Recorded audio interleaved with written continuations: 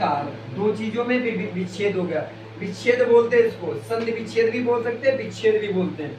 लिखा है अलम। अलम का अर्थ होता है आभूषण प्लस सजावट। कार का मतलब धारण करने वाला, धारण करने वाले का जैसे आपने देखा होगा आभूषण से स्त्री अपने आप को जैसे नेकलेस पहनती हैं या नोज रिंग ये वगैरह, इससे सजावट करके अपने शरीर की शोभा बढ़ाती है। ऐसे ही काव्य की जो शोभा बढ़ाता है, जो शब्द चमत्कार उत्पन्न करते हैं, उसे बोलते हैं अलंकार। अलंकार के प्रकार, अलंकार दो प्रकार के होते हैं। यहाँ पर लिखेंगे अलंकार के प्रकार।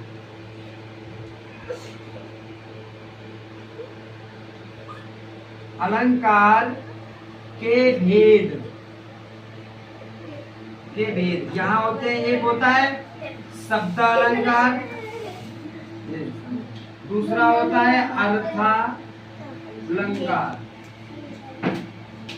शब्दालंकार, अर्थालंकार, ये एक और ये दो होते हैं। अच्छा, शब्दालंकार और अर्थालंकार इनमें भी डिवाइडेड है।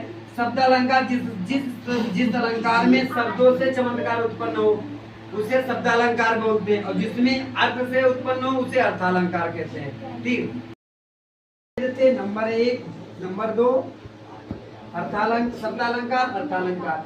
शब्दालंकार वह एक अनुप्रास अलंकार, यमक अलंकार, श्लेष, इसके 3 ही भाग रहे। और फिर इसके हो गए उपमा अलंकार, रूपक अलंकार, उत्प्रेक्षा, अतिशयोक्त अलंकार, संदेश अलंकार, प्रदीप अलंकार, भ्रांतिमान अलंकार, मानवीय अलंकार, मानवीकरण अलंकार, इतने। लेकिन शब्दालंकार हम पढ़ेंगे। शब्द जिस काव्य में शब्दों से चमत्कार उत्पन्न होता है उसे बोलते हैं शब्दालंकार।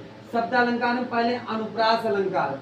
अनुप्रास अलंकार की परिभाषा क्या होगी, इसमें आप ऐसे लिख भी सकते हैं, एक वर्ड की आवृत्ति बार बार होती है, एक वर्ड की आवृत्ति बार बार होती है, उसे अनुप्रास अलंकार कहते हैं।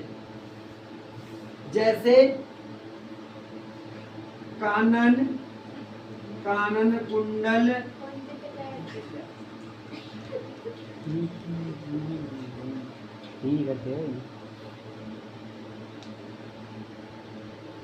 कानन कुंडल कठिन भयारी, घोर घाम, घोर घाम हिम,